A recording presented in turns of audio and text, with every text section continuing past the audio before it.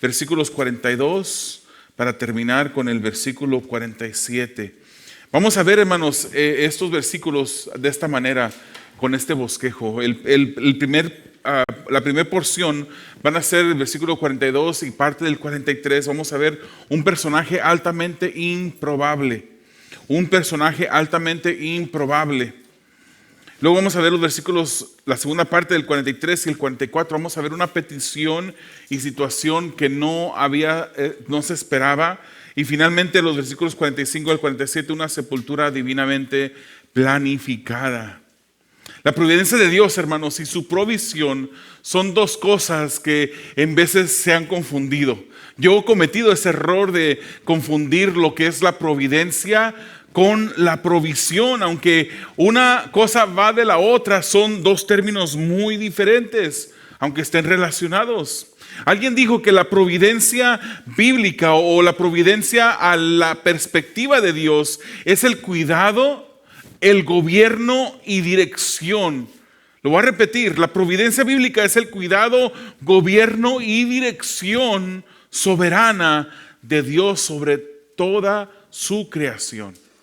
Entre ellos estamos nosotros somos parte de la creación de Dios. Y esta providencia, dice, asegura que todo, desde lo más pequeño hasta lo más grande, ocurra para cumplir sus propósitos eternos de gracia, amor y gloria. Obrando a través de la historia y las circunstancias, incluso las dificultades, para un bien mayor. Recordamos este versículo, hermanos, de Romanos 8:28, es muy famoso y seguramente usted ha escuchado ya y le han mandado ese versículo alguna ocasión para estimularle y animarle, decirle: hermanos, todo obra para bien para aquellos que aman al Señor, aquellos que son llamados para su propósito. ¿Estás pasando por un problema? No te preocupes, todo va a obrar para bien. Y uno lee ese mensaje, uno escucha eso que le dice una persona y uno dice: pero ¿cómo puede ser que esta situación difícil esté obrando para el bien mío? Bueno, pues el versículo 29 dice también que esa voluntad de Dios, que ese obrar es el obrar en el que Dios va creando la imagen de su Hijo Jesucristo en nosotros. ¿Le has pedido paciencia al Señor? Pues el Señor te da crecimiento de paciencia a través de la dificultad.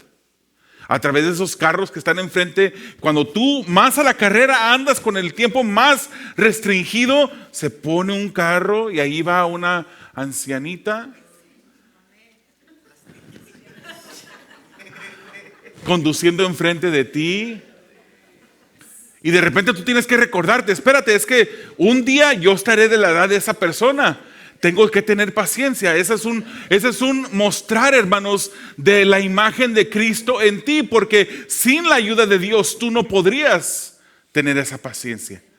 Y vas y te calmas. Todo obra para bien. La providencia de Dios es ese cuidado, ese gobierno, esa dirección soberana de Dios sobre nuestras vidas, hermanos. Lo hemos dicho antes, lo repetimos el día de hoy. Si Dios no lo controla todo, Él no controla nada.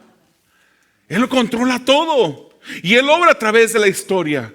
Él obra a través de las circunstancias, incluso las dificultades de la vida, las cosas más difíciles. El momento más oscuro de la historia fue ese momento cuando el Señor Jesucristo llegó a la cruz y murió en una cruz. Pero el Señor estaba obrando a través de eso. Él estaba llevando la historia en la dirección que Él quería llevarla para su gloria. ¿Para qué existimos en esta tierra? ¿Para qué vivimos? ¿Cuál es nuestro propósito? Hoy en día muchas personas andan buscando esa respuesta. ¿Para qué me hiciste nacer, Señor? Y suele esa pregunta suceder incluso más cuando pasan las situaciones difíciles de la vida. ¿Qué propósito tengo yo de existir? Y muchas veces habrás pensado: Señor, mejor quítame la vida, ¿para qué existo? Pero el Señor te tiene en esa tierra con un motivo. Y la palabra del Señor dice que hemos sido creados para su gloria. Para su gloria. Dios mueve todo a su beneplácito y lleva todo en su plan perfecto a cumplimiento, hermanos. Esa es la providencia de Dios.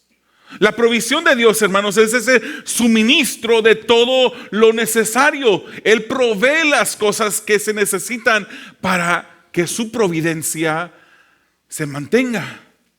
Fue la provisión de cuidado de Dios, hermanos, que llevó a la hija de Faraón a aquel lugar en ese momento específico, en ese día particular, a ese lugar donde se encontraba esa canastita que tenía a un bebé llamado Moisés. En un tiempo, en un momento cuando los niños estaban dándosele muerte, esa hija de Faraón llegó allí en ese momento para rescatar al bebé Moisés de en medio del río, para que posteriormente ese niño fuese usado como instrumento para rescatar a su pueblo de Egipto en la providencia de Dios. Juntamente con el pueblo, hermanos, la tribu de Judá fue rescatada. ¿Y sabe usted quién vino de la tribu de Judá?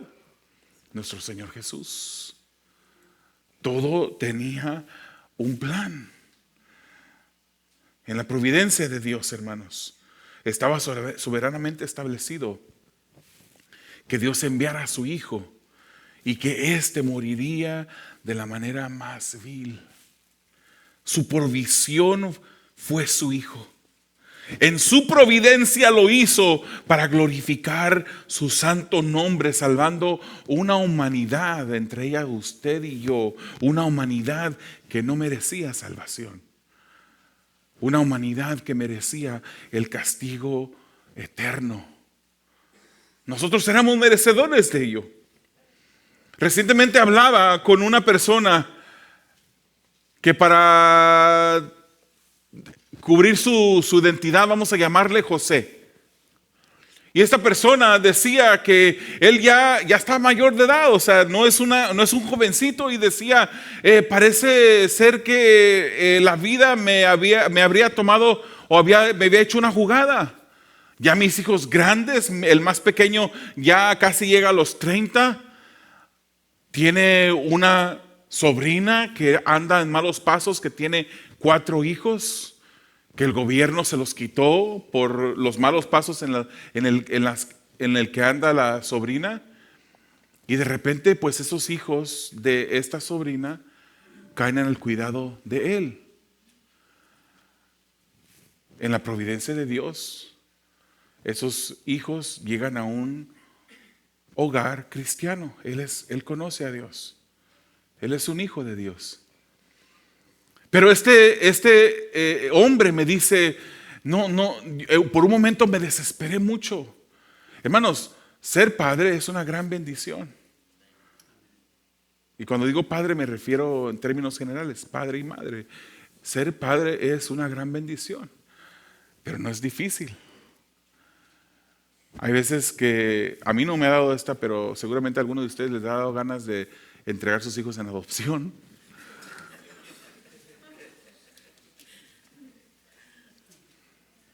Es difícil ser padre.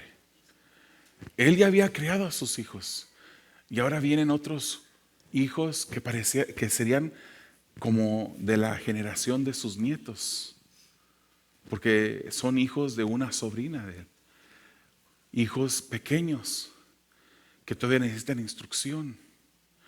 Y de repente alguien hace un reporte, y este reporte dice pues que este hombre está en malos pasos también, que está usando sustancias ilícitas, y llega el gobierno y hace un estudio, van a las escuelas, preguntan. Para todo esto, hermanos, él ya había podido adoptar legalmente a 3, pero faltaba uno, el más pequeño, que por alguna situación o circunstancia aún no había podido, se le había dificultado esto. Se investiga a este hombre, se van a las escuelas, preguntan en diferentes áreas, se investigan. Al final se descubre que este hombre no es verdad la acusación que se le hace a este hombre. Y él escucha estas palabras de esta trabajadora social que le dice: he visto que eres un hombre y esta es un hogar un buen hogar para esos 4 hijos que acabas de o estos 4 muchachos. Y no solamente te voy a aclarar, voy a anular esta acusación que han hecho en contra de ti, sino que yo mismo voy a asegurar que te voy a ayudar a que termines el proceso de adopción del último. Dios estaba moviéndose en el asunto. Situaciones difíciles que uno no entiende por qué pasan, se desespera uno dice ¿por qué? Pero hay un plan de Dios, hermanos, porque Dios controla todo. Eso significa la soberanía de Dios. Él está a nuestro cuidado. Y Él estaba obrando en esta escritura que estamos leyendo el día de hoy, proveyendo un personaje altamente improbable, como leemos en los versículos 42 y la primera mitad del 43. Dice así: ya al atardecer, como era el día de la preparación, es decir, la víspera del día de reposo, vino José de Arimatea, miembro prominente del concilio, que también esperaba el reino de Dios. Esta es la manera como Marcos describe a este hombre. ¿Se recuerda el mensaje pasado, el pasaje de la semana pasada? Jesús murió en la cruz y su cuerpo yace muerto, colgado en esa cruz. El escenario del juicio, hermanos, de Jesús y su muerte, antes de su muerte, fue con tono apresurado. Los religiosos querían un proceso rápido. Querían un juicio apresurado, una crucifixión acelerada, una muerte rápida porque ya estaban a vísperas del día de reposo. Jesús muere a las 3 de la tarde. Aproximadamente, y el día de reposo comenzaba en algunas cuantas horas. Comenzaba cuando oscurecía ese día viernes, aproximadamente a las 6 de la tarde. No había tiempo que menospreciar o malgastar. El día de reposo era eso exactamente, hermanos, un día sagrado para los judíos en el cual tenían que observar con actividades extralimitadas. Los fariseos habían pervertido este día. Ellos habían hecho de algo que fue creado santo por Dios y lo habían desviado en algo perverso según sus deseos pecaminosos. Y de allí es que donde escuchamos el día de hoy esos mandamientos de hombres. Dios dio la ley, pero los fariseos, los religiosos, incrementaron esos mandamientos de una manera exagerada, a su antojo, diciendo que la ley era esto cuando no era la ley de Dios, y ponían incluso esas reglas que ellos habían puesto, lo ponían al nivel o más arriba que la misma ley de Dios. Tomaron la ley santa y crearon un sistema de reglas sobre ley, y lo peor, hermanos, emparejaban sus mandamientos a los mandamientos de la ley de Dios. Los mandamientos de los fariseos fueron más o menos así, entre muchos más. Ellos crearon una lista de 39 tipos de trabajos prohibidos para el día de reposo, que comenzaba el viernes al oscurecer hasta el sábado al oscurecer. No se podía escupir en ese tiempo, porque no debías de remover la tierra. Era como si estuvieras arando y escupías, se movía la tierra y es como si estuvieras arando, y eso era prohibido. No se podía escupir en ese momento. No debías matar una mosca en el día de reposo. Esto lo dice la ley, aclaro. Esto no era parte de la ley, pero es lo que ellos decían que era un requisito. No se podía matar una mosca, porque no se debía de cazar animales, decían ellos. Una mujer, hermanos, no debía de mirarse al espejo el día sábado para no mirarse las canas y ser tentadas a trabajar jalándose esa cana. Si tu casa se incendiaba en un día de reposo, no podías agarrar tu ropa. Hermanas, no podrían ir a su closet a sacar su ropa. La ley decía, de acuerdo a los fariseos, esta era la ley de los fariseos, no la ley de Dios. Decía que tenías que ponerte la ropa encima, ponértela ponerte las túnicas. Si ponías 30 túnicas y podías ponerte 30, con esas túnicas podías salir de tu casa siempre y cuando las tuvieras puestas, pero no pudieras agarrar tu ropero y salir. Era un tono apresurado los que los fariseos tenían antes del día de reposo. Pero en este tono apresurado aparece un personaje muy, pero muy poco probable. José de Arimatea, hermanos.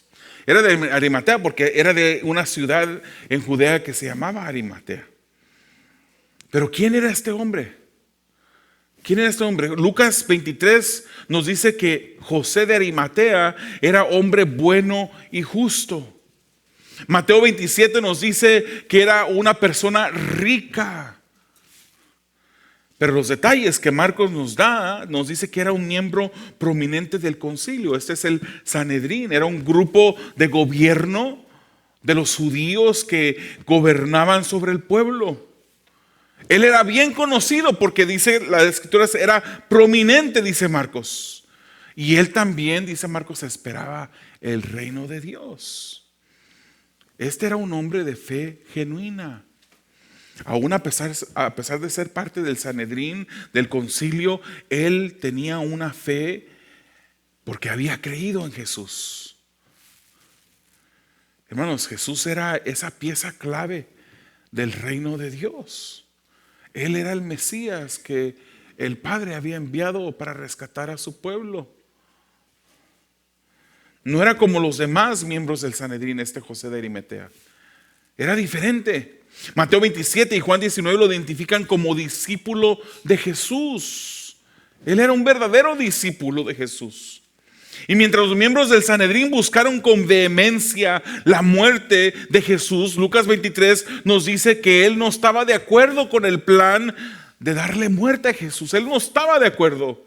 No estaba de acuerdo con el proceder del resto de los miembros del Sanedrín. Pero es este hombre que Dios envía en un momento como este. ¿Por qué? Porque Dios está en los detalles. Dios conoce tu vida. Dios conoce las circunstancias difíciles que has atravesado. ¿Y sabes qué? Él conoce las situaciones difíciles que vas a atravesar. Y en todo a nosotros nos corresponde estar confiados en Dios. Estar mirando a Dios, sabiendo que Él tiene nuestra vida en sus manos. Y no son cualquier mano, hermanos, son las manos poderosas de nuestro Dios Creador. Me encanta ese versículo del Salmo 121. El primer versículo comienza diciendo: alzaré mis ojos a los montes, ¿de dónde vendrá mi socorro? Y al estilo judío hace la pregunta, responde, como Pablo. Pregunta, respuesta. Alzaré mis ojos a los montes, ¿de dónde vendrá mi socorro? Y él contesta: mi socorro viene de Jehová. Y no lo deja allí. Mi socorro viene del Señor, el que hizo, lo califica, el que hizo los cielos y la tierra. Tu ayuda viene del Señor, hermanos. El que hizo los cielos y la tierra. El que tiene el poder para hacer todas esas cosas que uno mira, cosas que ni siquiera la ciencia ha descubierto en el universo. Ese es tu Dios. El que está contigo, el que te sostiene, el que soberanamente está en su providencia guiándote para que su voluntad en ti se cumpla. Ese es el Dios que servimos. Dios está en los detalles. Su providencia gobierna sobre nosotros de tal modo que tiene todo preparado. Hay personas que pierden hasta el cabello.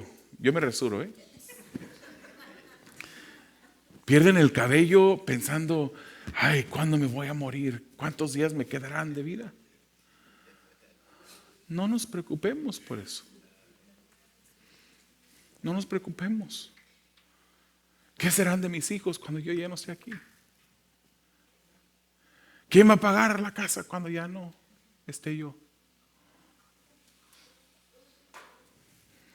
Sí importa, son cosas importantes. O sea, Dios nos ha dado un cuidado por nuestra familia, nos interesa esas cosas, pero no deben de preocuparnos. Porque Dios es el que está en los detalles, porque Él tiene todo preparado. Dios movió a José de Arimatea a hacer algo altamente improbable para alguien como él, hermanos. Porque la providencia de Dios gobierna nuestras vidas también y nos tiene en sus manos. Dios cumple sus propósitos. ¿No te da paz esto?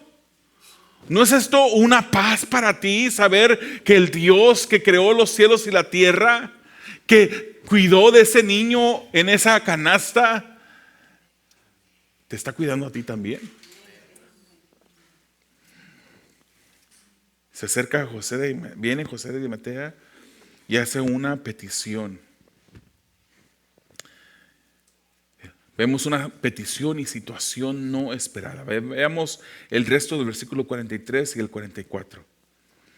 Y llenándose de valor, entró a donde estaba Pilato y le pidió el cuerpo de Jesús. Pilato se sorprendió de que ya hubiera muerto y llamando al centurión le preguntó si ya estaba muerto. Recuérdese, José de Arimatea era un miembro prominente.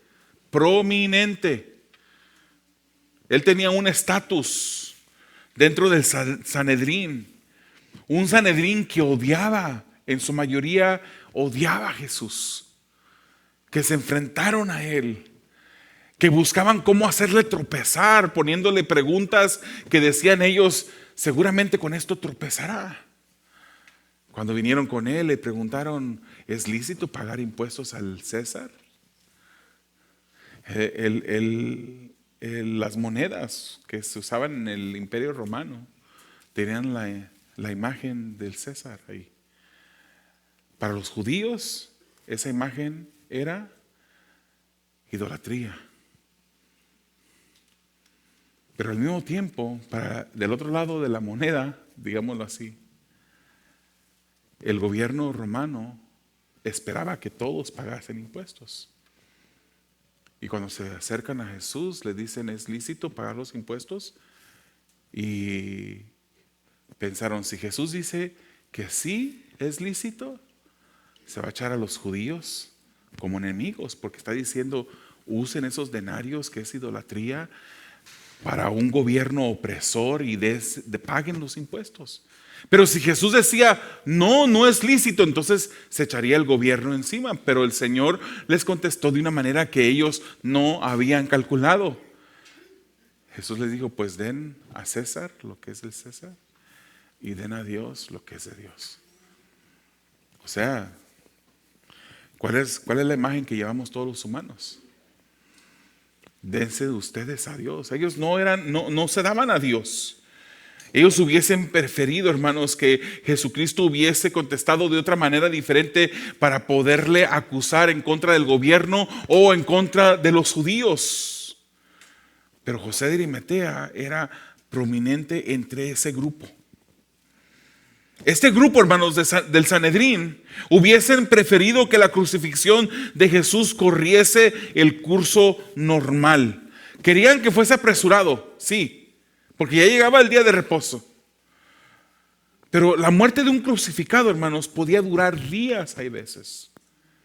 Y para los religiosos fue conveniente que muriera el mismo día. No tuvieron que acelerar su muerte quebrando sus piernas para provocar esa asfixia. Juan 19, 33 y 36 dice, cuando llegaron a Jesús, como vieron que ya estaba muerto, no le quebraron las piernas.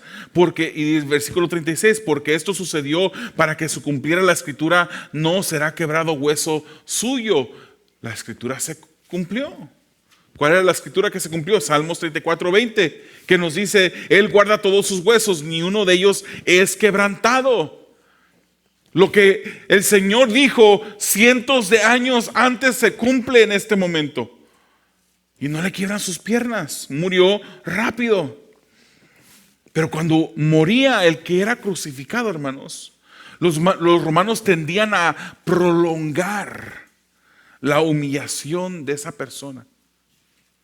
Dejaban los cuerpos colgados. Después de que moría la persona, los dejaban colgados. A veces hasta por semanas en esa cruz. mientras el cuerpo se descomponía, y eran muchas veces esos cuerpos presas de aves de rapiña y de otros animales carroñeros. Eso también servía como advertencia de parte de los romanos para todos aquellos que quisieran infringir o ir en contra del gobierno. Ellos humillaban al crucificado hasta lo sumo. Al fin, cuando ya eran bajados después, típicamente esos cuerpos eran arrojados en fosas comunes o basureros. Ese era el destino de los religiosos, o que los religiosos deseaban para el cuerpo de Jesús. Estaban contentos que murió el mismo día, se alegraron seguramente. Pero ellos hubiesen querido que el cuerpo de Jesús siguiese siendo humillado, pero no para José de Arimatea. Dios tenía otros planes. Es José de Arimatea que se llena de valor y pide el cuerpo a Pilato. No le importó, hermanos, a esta persona no le importó su reputación. Era miembro prominente del Sanedrín. No le importó su reputación. No le importó qué iban a pensar de él. Él hizo lo que sabía que era correcto. Eso es valor, hermanos. Eso es valor. ¿Quiere decir que no tenía miedo? No, sí tenía miedo. Pero hizo lo correcto en ese momento. Él sabía los riesgos. Juan 19:38 dice que hizo la petición en secreto. ¿Por qué? Por miedo a los judíos. Entiéndase aquí, a los religiosos judíos. Tenía miedo, pero se armó de valor, hermanos. Valor es esa fortaleza espiritual que va en contra del miedo que tenemos para hacer lo que es correcto delante de Dios. Eso es valor. De repente Pilato se sorprende.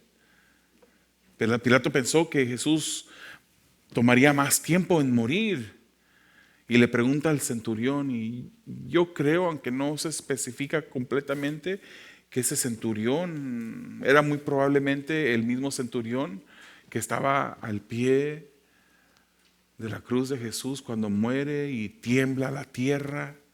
Después de haberlo escuchado, después de haber visto su sufrimiento, haberlo escuchado perdonar a los que lo humillaban, pedir misericordia sobre ellos. Este mismo centurión confirmó que ya Jesús estaba muerto. Qué improbable era, hermanos, que pasara esto, pero sucedió. ¿Nunca han pasado cosas en su vida que parecen altamente improbables? Que la persona que usted menos esperaba que el Señor usara para hacer o crear o glorificar su santo nombre sea usado en ese momento. ¿Nunca le ha pasado eso? Hay veces que Dios ha hecho cosas en la vida de un servidor por medio de personas que ni siquiera me imaginaba que iba a suceder. Pero Dios usa hasta los personajes menos probables para llevar a cabo sus propósitos en nuestras vidas. Así como Dios movió a José de Arimatea, hermanos, y le da valor, debemos de buscar la dirección de Dios en nuestras vidas para hacer lo que Él quiere que hagamos. El personaje José, que les dije al comienzo, que recibió estos 4 hijos de su sobrina, él podía haber dicho, ya crié los míos. Están bien, no andan en la calle esos hijos, están siendo cuidados por el gobierno. Seguramente él tenía dudas en su mente, pero él hizo lo que a Dios le honraba, lo que Dios quería que él hiciera. Dios nos dará el valor, hermanos, y el discernimiento para hacer su voluntad, pero busquemos esa voluntad en oración. Para terminar, una sepultura divinamente planificada. Versículos 45 al 47. Dice, y al comprobar esto por medio del centurión, le concedió el cuerpo a José. ¿Quién? Pilato le concedió el cuerpo. Quien compró un lienzo de lino Y bajando el cuerpo de la cruz, lo envolvió en el lienzo de lino y lo puso en un sepulcro que había sido excavado en la roca. E hizo rodar una piedra a la entrada del sepulcro. Y aunque el versículo 47 no es tan importante para el día de hoy, es importante. Y María Magdalena y María, la madre de José, miraban para saber dónde lo ponían. Esto será más importante en el próximo pasaje. Pilato, hermanos, le concede el cuerpo a José de Arimatea. Y esto también es inusual. Recuerden, los romanos dejaban los cuerpos del crucificado por semanas en la cruz para prolongar la humillación de los crucificados. Pero inmediatamente muere. Pilato confirma con el centurión que sí murió Jesús y él le concede el cuerpo a José de Arimatea. Pilato le concedió el cuerpo. También era inusual, hermanos, porque solo se le concedía, hay veces que se le concedía en casos muy raros a la familia. Y casi siempre cuando se le concedía a la familia era por un soborno que se le daba al gobierno romano para que le entregaran el cuerpo. Pero José de Arimatea compró un lienzo de lino, de acuerdo a la tradición judía. Se envolvía el cuerpo en ese tipo de lino y se ungía con mirra y aloe. Aunque Marcos no nos da este detalle, hermanos, sabemos por Juan que Nicodemo estaba con José de Arimatea. Él también estaba ahí, Nicodemo, ese Nicodemo que había ido a Jesús de noche, ¿se recuerda?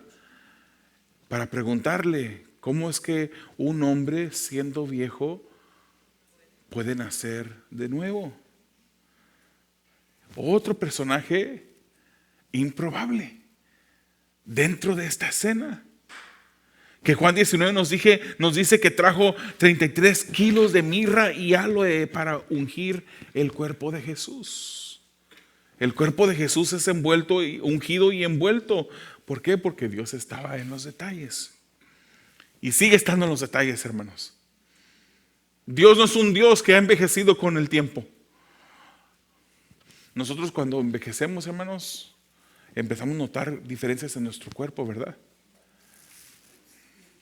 El cabello deja de crecer en lugares donde queremos que crezca.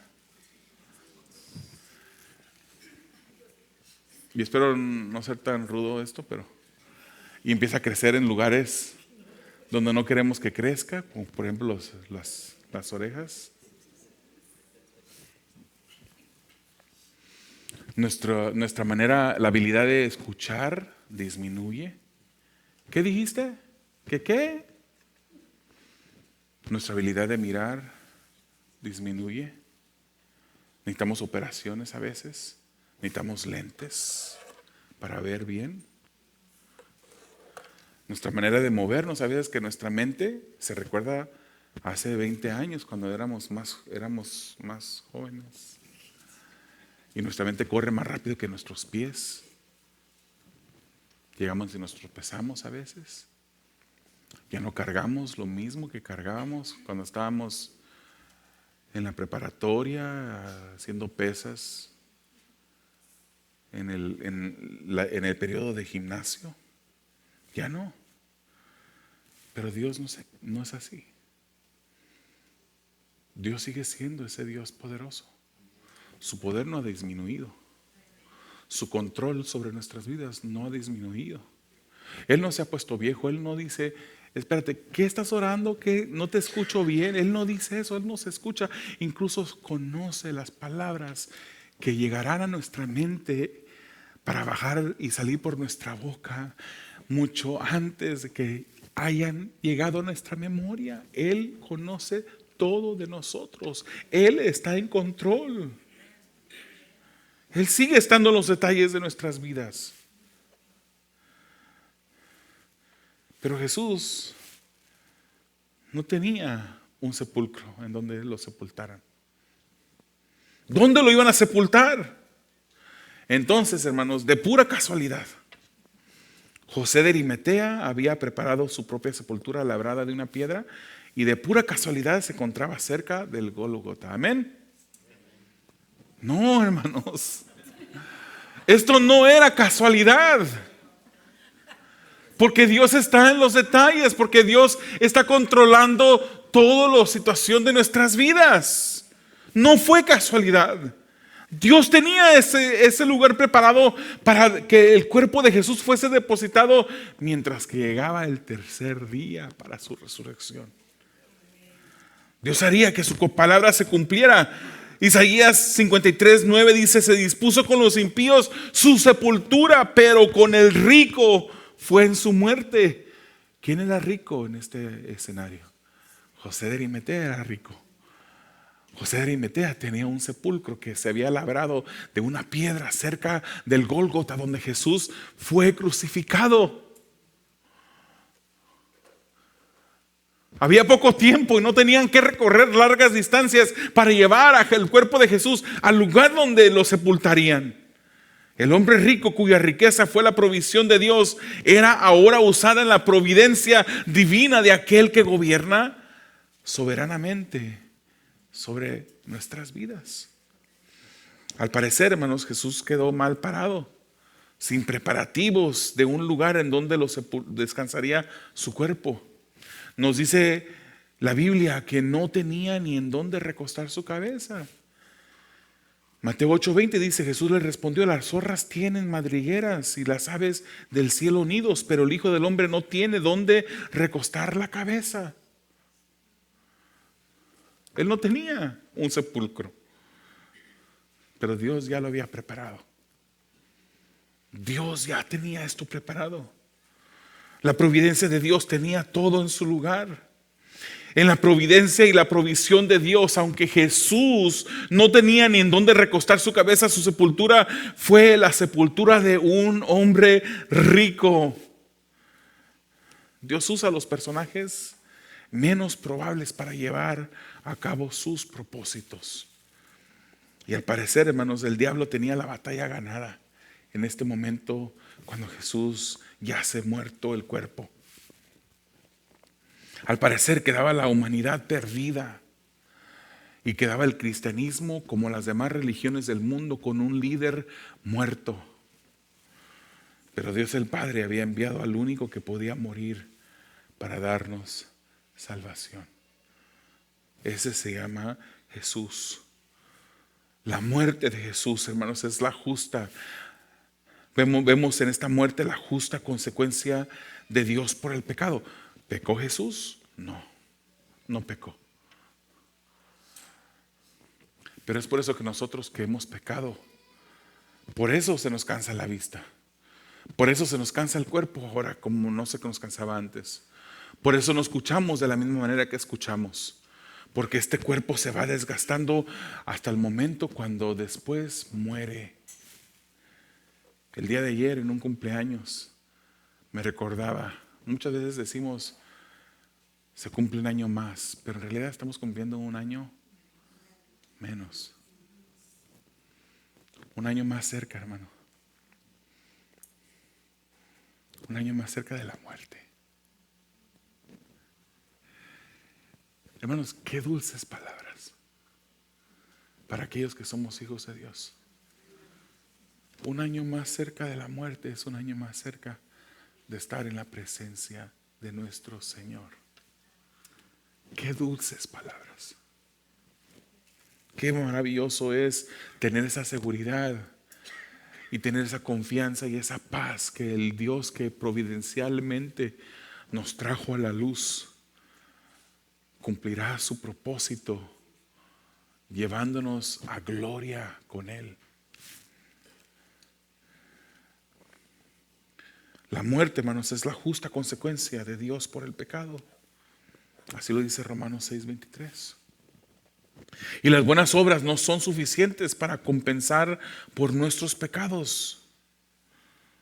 Para Dios, nuestras buenas obras, cuando las hacemos, Dios quiere que obremos bien. Las buenas obras son el resultado, son el fruto de nuestra salvación. Pero cuando hay personas que obran bien para tratar de por esa buena obra ganarse el favor de Dios, en esos casos Dios mira esas obras como trapos de inmundicia, de acuerdo a Isaías 64. Dios no acepta esas buenas obras para intercambiar el favor de Él por esas obras. Aunque Jesús no pecó, hermanos, Él murió como nuestro sustituto. Y era necesario que Él muriera. Era necesario que su sangre fuese derramada. Porque se tenía que cumplir su palabra. Él lo había establecido así. Y Él no es hombre para que mienta, ni hijo de hombre para que se arrepienta. Él cumple lo que Él dice. Levítico 17:11 nos dice, porque la vida de la carne está en la sangre. Y yo se la he dado a ustedes sobre el altar para hacer expiación por sus almas. Porque es la sangre, por razón de la vida, la que hace expiación. Las cosas del Antiguo Testamento eran sombras de las cosas que iban a venir. El altar se convierte en esa cruz. Era Dios el que ofrece a su Hijo como sacrificio. Era Jesús el que ahora se convertía en ese cordero que era llevado a la muerte para expiación de nuestras vidas, para satisfacer a Dios por una ofensa cometida. Nosotros hemos pecado y necesitábamos de ese sacrificio expiatorio de Jesús para salvarnos, hermanos. Era necesario que Él muriera. Era necesario que su sangre fuese derramada. El sacrificio de los animales del Antiguo Testamento, de acuerdo con la ley, solo cubrían temporalmente, esperando el sacrificio perfecto de nuestro Señor Jesucristo. Un sacrificio perfecto, permanente y perpetuo.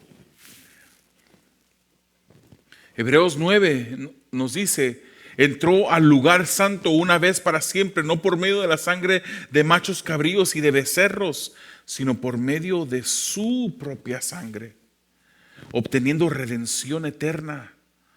Porque si la sangre de los machos cabríos y de los toros y la ceniza de la novilla rociados sobre los que se han contaminado santifican para la purificación de la carne, ¿cuánto más la sangre de Cristo, quien por el Espíritu eterno Él mismo se ofreció sin mancha a Dios, purificará nuestra conciencia de obras muertas para servir al Dios vivo? ¿Cuánto más? Y según la ley, dice el versículo 22, casi todo ha de ser purificado con sangre, y sin derramamiento de sangre no hay perdón. Otra versión dice: sin derramamiento de sangre no hay remisión de pecados. Cristo es nuestro Redentor que tenía que morir. Su sangre tenía que ser derramada. Y así lo dice Pablo, hermanos, en 1 Corintios 15. Porque yo les entregué en primer lugar lo mismo que recibí, que Cristo murió, Cristo el Mesías murió por nuestros pecados conforme a las Escrituras, que fue sepultado y resucitó al tercer día conforme a las Escrituras. Dios lo había dicho así. Y así sucedió. Porque Dios, en su providencia soberana, mueve todas las cosas para llevar al fin sus propósitos en la historia de la humanidad. Y tú no eres la excepción. ¿Qué te preocupa en este día? ¿Qué situación tienes pendiente? Posiblemente que te quita el sueño en las noches. ¿Qué situación te tiene los nervios de punta, como dicen por ahí? Pero más bien pregunta: ¿qué situación es tan grande que Dios no pueda solucionar? ¿Qué situación es tan grande que se le haya escapado a Dios de sus manos? Nada, nada. Porque Él usa hasta las cosas improbables, los personajes menos probables, las situaciones que nunca te imaginaste tú que Él usaría para llevar a cabo sus propósitos en tu vida. Ese es el Dios al que le servimos. Te voy a invitar a que cierres tus ojos, que inclines tu rostro. Tú que eres un hijo de Dios, en este momento te invito a que te pongas a meditar en la confianza que tú tienes en ese Dios que es grande.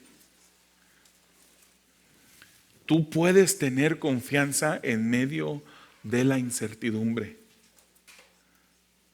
Tú puedes confiar en ese Dios que está en control, aun cuando suceden esas cosas que no esperabas que sucedieran.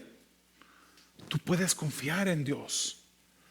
Tú puedes confiar que Dios gobierna soberanamente sobre tu vida. Él es Dios, siempre lo ha sido y siempre seguirá siendo ese Dios poderoso. No dudes de Él. Sigue esperando.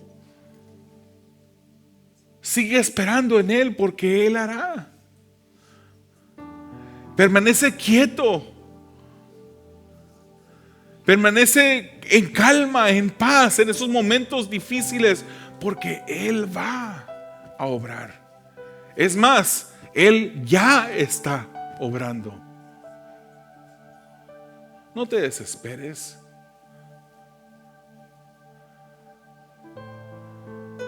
No te desesperes, hermano. Que el Dios poderoso gobierna sobre nuestras vidas. No te desesperes, querido hermano, porque el Dios al que le servimos ha establecido su trono en los cielos y Él domina, su reino domina sobre todo. Confía que Él hará. Así como Jesús anunció que Él moriría en varias ocasiones en el libro de Marcos, así sucedió. Pero no servimos ni confiamos en un líder que murió y permaneció muerto. Porque así como dijo que moriría y murió, Él también dijo que resucitaría y resucitó. Él es Dios. Confiemos en su palabra. Confiemos en su cuidado. Acerquémonos a Él. Corrijamos las cosas de nuestras vidas que necesitan ser corregidas, pero confiemos en Él. Amigo, tú que me escuchas, quiero reiterar que Dios proveyó en la muerte de Jesús el rescate para tu alma.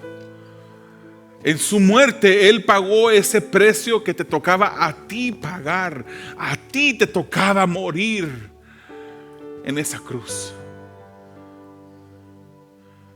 Y después de morir en esa cruz te tocaba pasar una eternidad en el infierno porque has fallado a Dios, has pecado. Y la paga del pecado es muerte. Pero el regalo de Dios es vida eterna en Cristo Jesús. No hay salvación fuera de Jesús. Jesús es el único camino a salvación.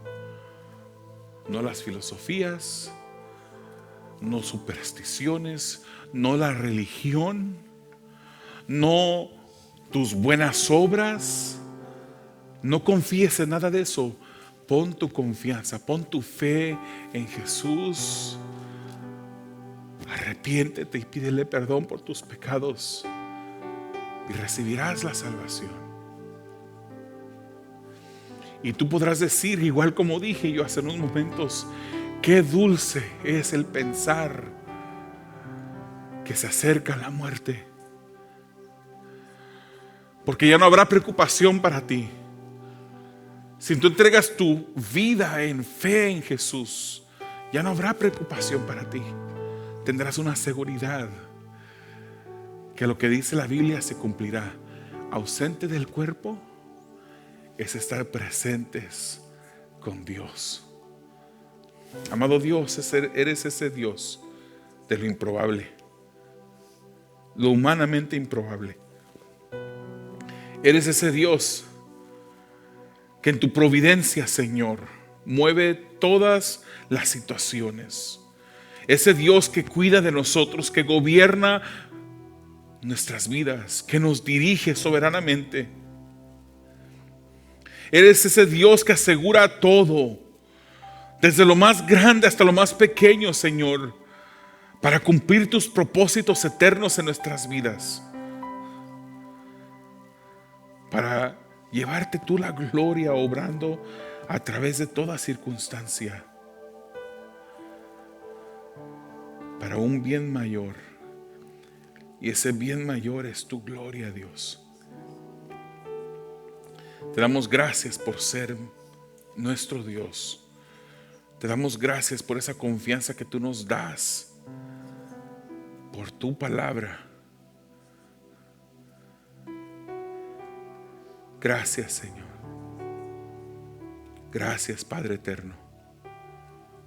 Ayuda, Señor, a que cada persona, cada miembro de tu iglesia, cada hijo tuyo pueda crecer en confianza y pueda estar confiando en tu providencia, en que tú obras, Señor, aun cuando parece que no estás obrando, que tú contestas, Señor, y siempre haces tu voluntad, porque tú lo controlas todo. Tú lo controlas todo, Señor, para el bien de tu pueblo y para la gloria de tu Santo Hijo.